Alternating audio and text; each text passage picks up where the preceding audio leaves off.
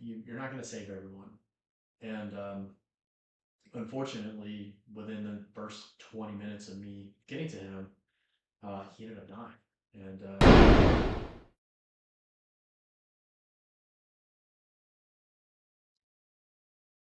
Right, so there are a million different types of failure out there, right? You know, physical, spiritual, emotional, intellectual, financial, relationship failure. You have all of these different types of failure.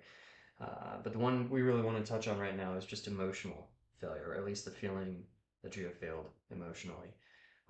So, what are some causes of emotional failure? really, I think any form of failure in general. So you have a physical thing that you got to do, you fail, your mind is going to suck in on that and making you feel like you're worse than you are. Financial aspects, like you missed a bill here and there, you feel like I should have been more prepared, or I should have worked harder and earned more money, or saved more money throughout this, or maybe I shouldn't have bought this to make that happen.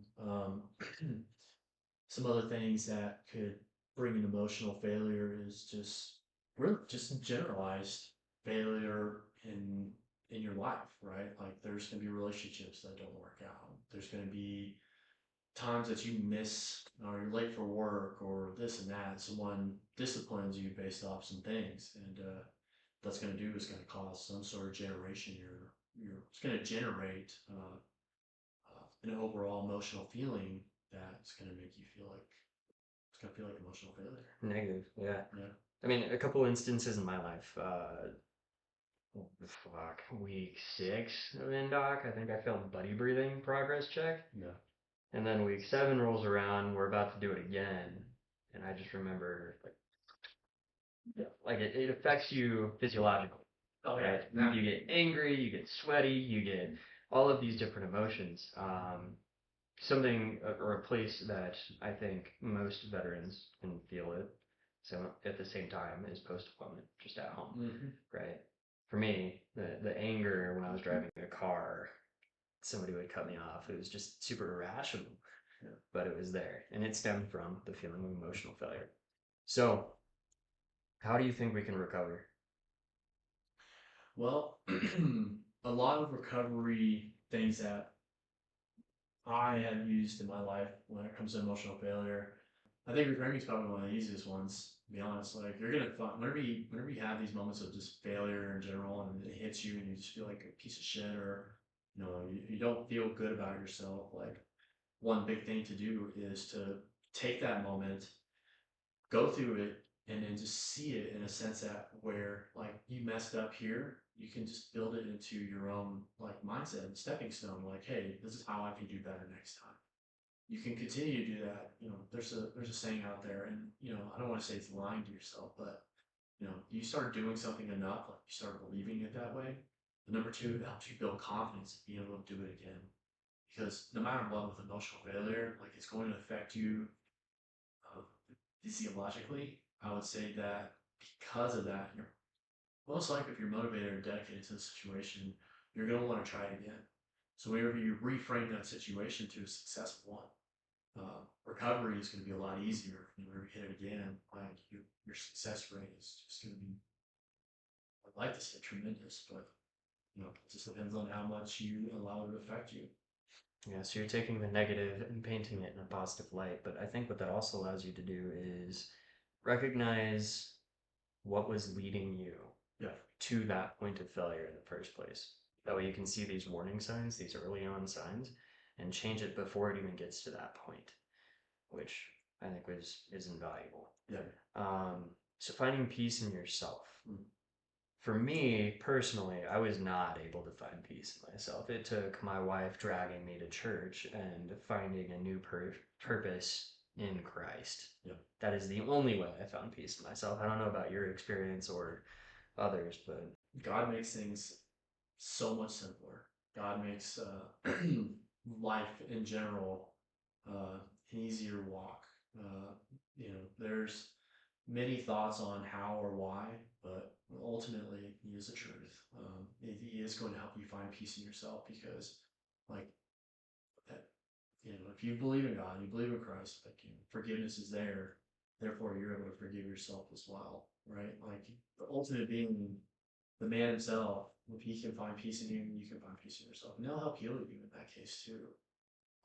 Finding peace in yourself alone, it's extremely difficult. It really is. Like I've had a lot of emotional failures, and I've had a lot of physical failures, and overall just failures all over. And I think I've had a pretty successful career overall. But when those failures hit me, you take it pretty hard. Like us, Tyler, myself, I know pretty much every PJ around.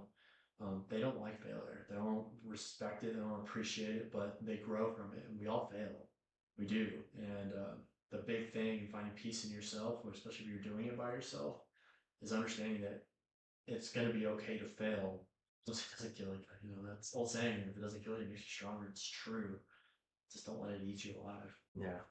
The last thing we have written down for recovery is communication, right? And we talked about your support network before, but one thing I kind of want to, I guess, alter is if you've been through something that your peer group has never even attempted or even thought about or contemplated, they're not going to have the level of support that you are going to need. And what I mean by that is deploying, like spending time downrange. Maybe you have had an actual combat deployment. Maybe you have had patients or lost patients or whatever. If you come home to the same support network that you had in high school and they've never done anything, they didn't even leave home, how are they going to support you? Right? So that is where you need maybe professional help, right? Or what you talk about with God stays between you and God, right? That helps too. Or maybe even just a friend that was with you on the deployment. I think the problem is veterans don't like talking. No, definitely. And it is what it's like. You'll find most people end up talking whenever they drink, and that's not healthy. Truly. Communication, when it comes down to it, it's hard to break out of the bubble because people feel disappointed in themselves, especially when it comes to emotional failure. If you feel emotional failure, you fucked up pretty big somewhere else, right? And then you allow that to grow, and you feel all this shame, you feel all this feelings. But the big thing about it is the way you feel, no one is going to feel as strongly as you. Hardly anyone. And you're going to hold on to that, and it doesn't benefit you to hold on to it because holding on to failure and negativity, like, if you talk to a buddy and he told you what was going on, he's like, I just felt real ashamed. You're probably like, hey man, don't feel ashamed. Like, talk to me about it. Like, we'll help you out. Like, figure it out together. It's the same damn thing, just in reverse, right? You're the guy holding on to it. There's no reason to. Communicating is very, very important. And especially when you have the same group of dudes that go down range to do their thing, like there's a pretty good chance they're gonna understand and want to listen even more, and let you know, like, hey, you're not a fuck up, you're not this, you're not that. Like, just remember, like, no matter what, we're here for you. And communication's extremely beneficial when it comes to recovery with something like this. And I feel it 100%. And I don't like to talk about it, but not to the point where I speak about it more and more because I don't like carrying emotional weight. No, emotional baggage sucks. Yeah. So, prevention. How do we prevent it? The first thing that I have for you guys is stay within your morals. Was never forget where you come from, right? Never forget where you come from. And he didn't mean physically, like the state in which you come from. He meant how you were raised.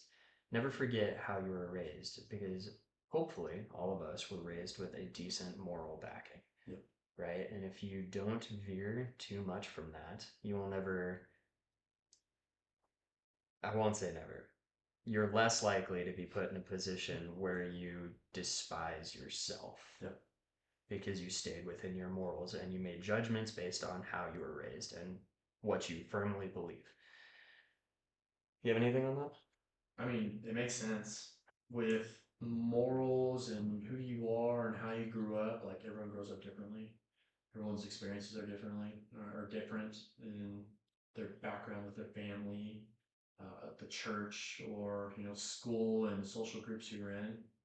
But we all know what a piece of shit person looks like, right? Like, just in that sense, like, whatever you feel, which you will, because God gave us this feeling of understanding what it means to be a good person, what it means to be a bad person.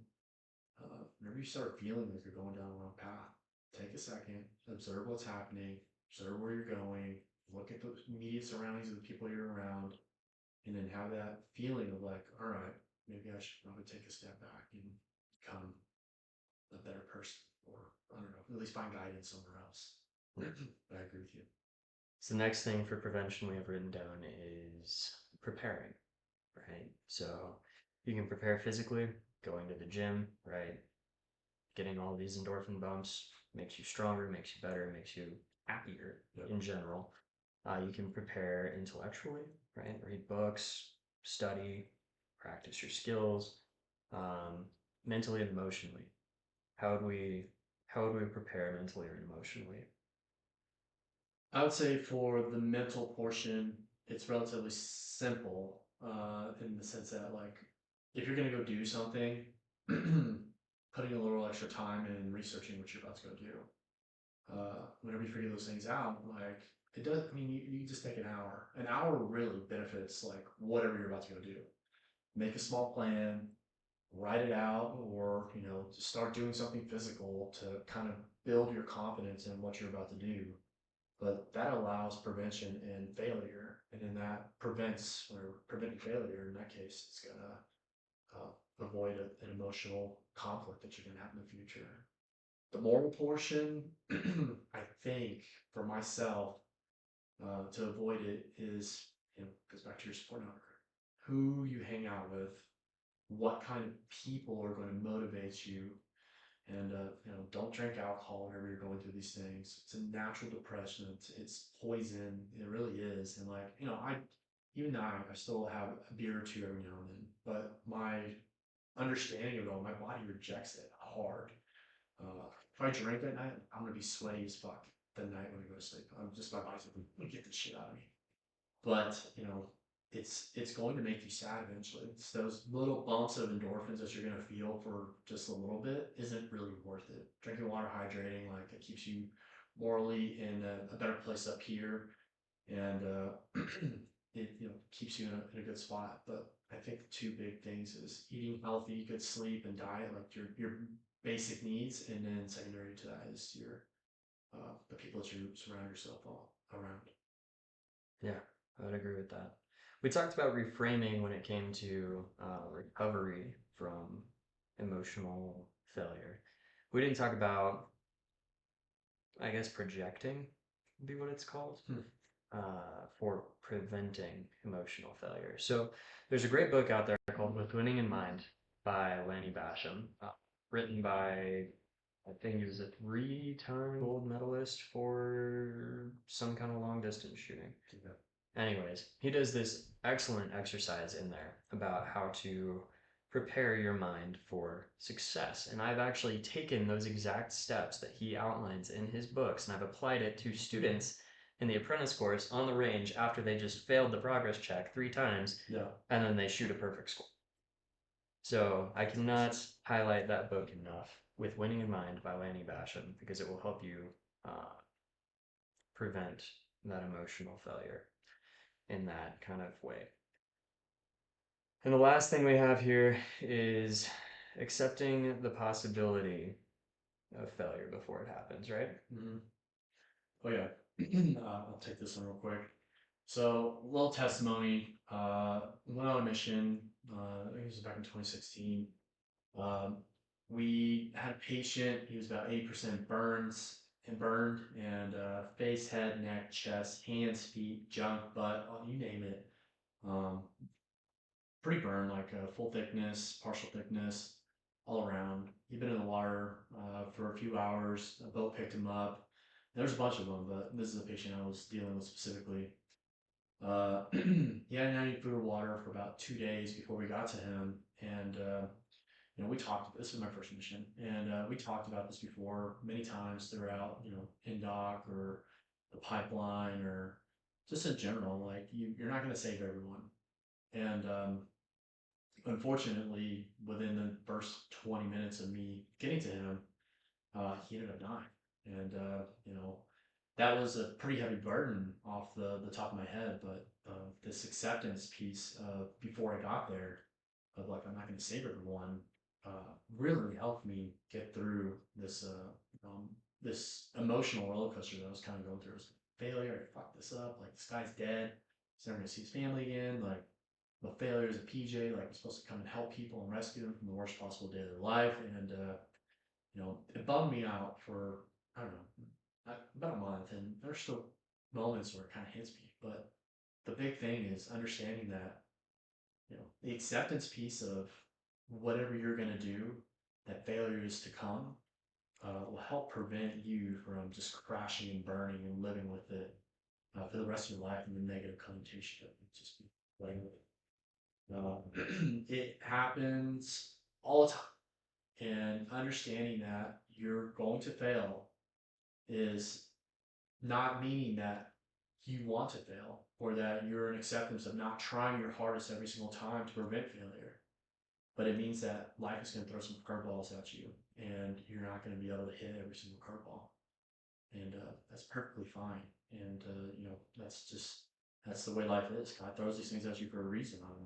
I would say that because of that, it can help you move forward and still performing how you want to throughout the rest of your career or whatever you're going through.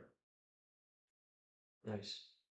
So accepting the possibility of failure is significantly different than the fear of failing, right? Fear of failure or fear of failing allows more room for you to make that mistake, right? Yeah. It allows for more room for that emotional baggage later on down the road, as opposed to I accept the fact that failure is a possibility, but I'm going to do my best to ensure that it does not happen.